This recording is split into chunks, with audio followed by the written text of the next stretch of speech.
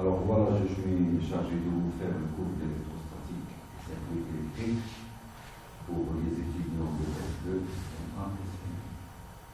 Alors notre cours commence par des compléments mathématiques.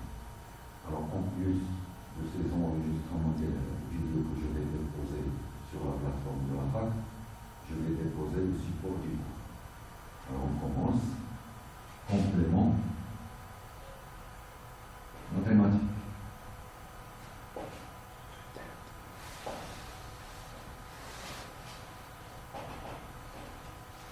Complément mathématique, grand 1, champ scalaire et champ de vecteur.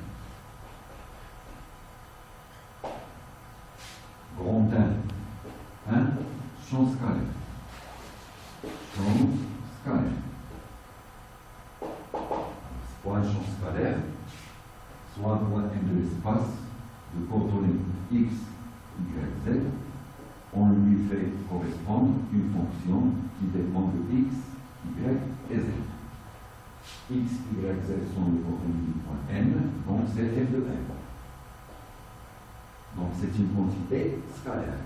Un exemple de champ scalaire, par exemple, le champ de température. Alors, si je mesure la température en ce point, elle n'est pas la même en ce point. Elle n'est pas la même dans l'autre point. Alors, lorsqu'on vous donne la température, par exemple, de cette enceinte, on vous dit que cette température est égale à 28 degrés Celsius, ça veut dire que c'est la valeur moyenne. Mais réellement, chaque point est la même température.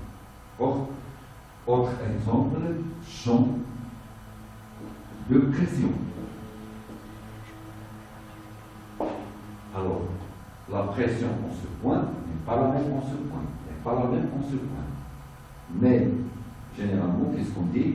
Pression atmosphérique. On suppose que la pression en ce point et en ce point, ils sont les mêmes. Puisque la distance entre les deux points, elle est faible. Mais si on monte à haute altitude, c'est sûr que la pression, il va varier. La même chose pour la température. Mais ici, pour les différents points, on ne peut pas déceler une grande différence entre la pression. D'accord? Alors, lorsqu'on parle de champ scalaire, on parle de ce qu'on appelle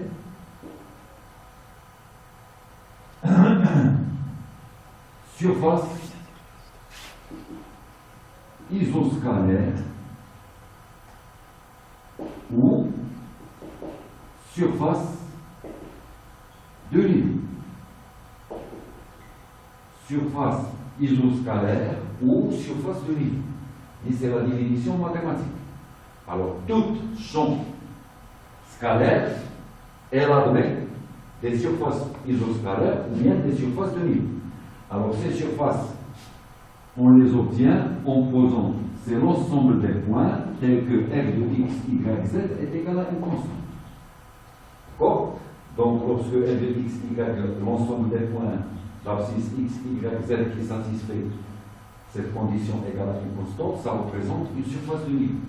Alors, si on travaille dans le plan des barres, par exemple, je suppose que le champ scalaire dépend de deux variables. Alors, si f, par exemple, c'est la pression, ces surfaces de niveau, on les appelle en physique des lignes isobars. C'est l'ensemble des points tels que la température est constante, tels que la pression est constante. S'il s'agit de la température, on dit des lignes isothermes, ainsi de suite. D'accord? Donc, chaque champ scalaire, elle admet des surfaces de niveau. Et pour obtenir l'équation des surfaces de niveau, il suffit de poser f de x, y, z égale à une constante. Alors, le champ scalaire qu'on va voir le cours de cette année, c'est ce qu'on appelle V de x, y, z. C'est le potentiel électrostatique.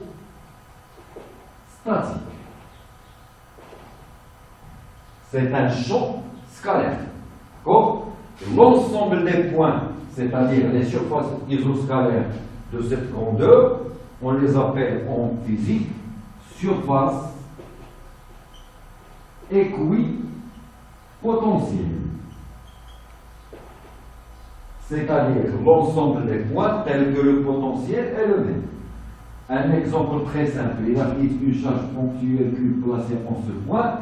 Les surfaces équipotentielles, ce sont des sphères. Alors si vous prenez n'importe quel point de cette sphère, vous aurez le potentiel et le même. Donc cette sphère, il constitue une surface équipotentielle. Mathématiquement, on l'appelle surface de niveau ou bien surface isoscalaire. Alors maintenant, je vais passer grand N2, champ vectoriel. Champ vectoriel. Alors grand N2, champ vectoriel. Alors un champ vectoriel A est une fonction vectorielle du point qui a pour abscisse x, y, z. Le point M est là pour abscisse x, y, z. Et lorsqu'on parle de vecteur, alors là, elle est définie par ces trois composantes. Alors moi, je vais travailler dans ma base cartésienne. C'est-à-dire, je suppose, ma base, c'est son origine, c'est O, I, J, K. Donc, mon vecteur A ici écrit A, X, I, plus A, Y, J, plus A, Z, K. Avec AX, c'est une fonction de X, Y, Z. AY, c'est une fonction de X, Y, Z. Et AZ, c'est une fonction de X, Y, Z. Un exemple de champ de vecteur, par exemple, le champ de vitesse. Si vous avez une particule qui se déplace, d'accord, qui se déplace avec une vitesse V. Donc mon champ de vecteur, ça serait la vitesse V. Un autre exemple très simple, le champ de pesanteur. G. Le G est égal à G moins GK. C'est un champ de vecteur. Bien sûr, en physique, il existe plusieurs champs de vecteurs. E, le champ électrostatique. B, le champ magnétostatique, etc. Alors, on a vu pour le champ scalaire, les surfaces de niveau. Alors, pour un champ de vecteur, de ce qu'on appelle les lignes de champ. Alors, c'est quoi les lignes de champ? Les lignes de champ sont des courbes telles que le vecteur champ est tangent. Je répète, les lignes de champ sont des courbes telles que le vecteur champ est tangent. Il a possédé cette ligne de champ, ça veut dire que mon vecteur A, elle est tangente en chaque point. A. Donc le champ de vecteur A, elle admet cette ligne de champ, ça veut dire que le vecteur A est tangente en chaque point. Si je prends un exemple très simple, voilà un exemple très simple, une particule qui se déplace sur un cercle.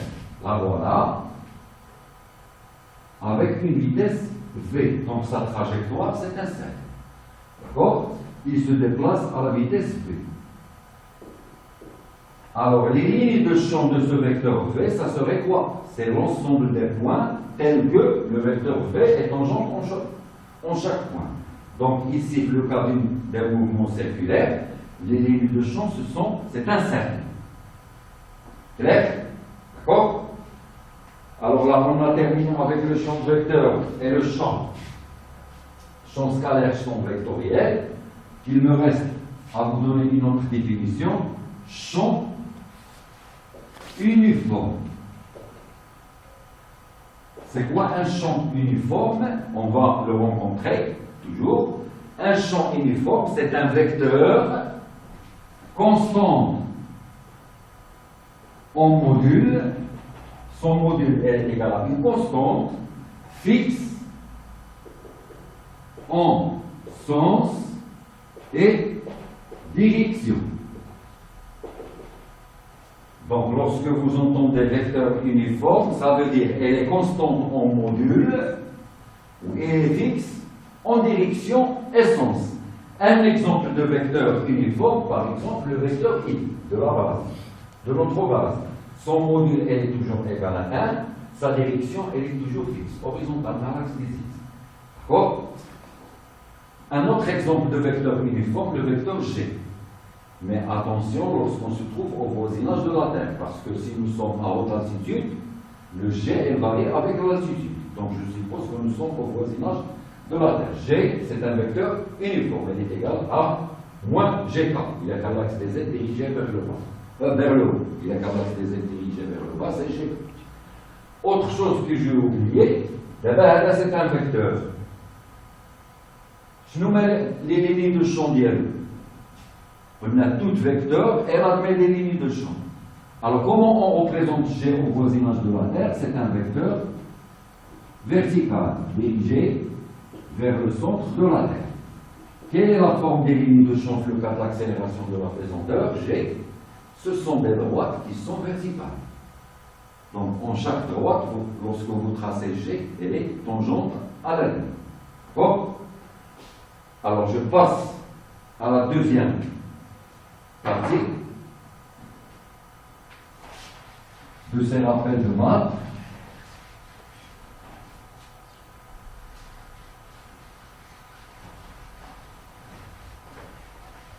Donc, la hiérarchie grand 2, opérateur.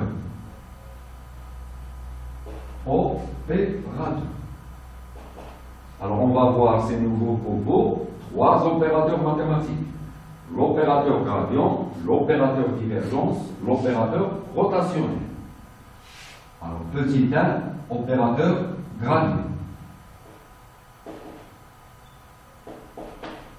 Alors, le gradient, c'est une fonction vectorielle attachée à une fonction scalaire. C'est-à-dire, le gradient de quelque chose, c'est un vecteur. Le quelque chose, c'est un champ scalaire.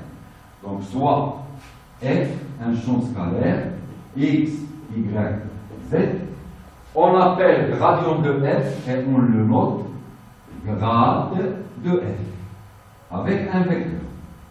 C'est un vecteur qui a 3 composants, i plus j plus k. Attention, les composantes que je vais donner, il y a le gradient dans la base cartésienne. Dans la base cylindrique ou bien la base sphérique, c'est une autre expression. Alors, la première composante, c'est df sur dx. Dérivée partielle de f par rapport à x, c'est la composante suivant l'axe des x. Plus dérivée partielle de f par rapport à y, plus dérivée partielle de f par rapport à z. Bien sûr, lorsque je calcule la dérivée partielle de f par rapport à x, sachant que y, z est constant, sachant que x, z est constant, sachant que x, y est constant. Les indices, je ne vais pas à chaque fois les mettre. Donc la dérivée partielle, vous l'avez vu, les rappels de maths de thermodynamique en S1, ça, c'est le gradient de f. Alors, on va le rencontrer en électrostatique. Exemple,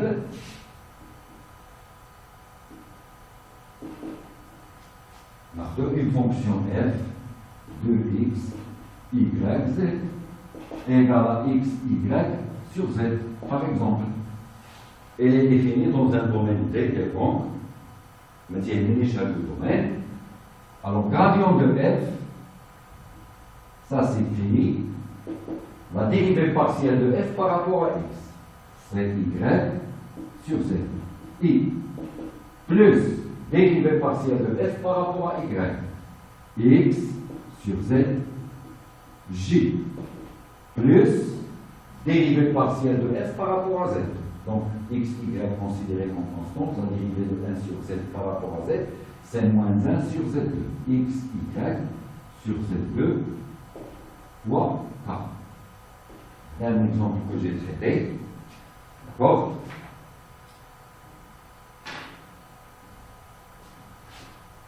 Il y a une autre définition du vecteur gradient.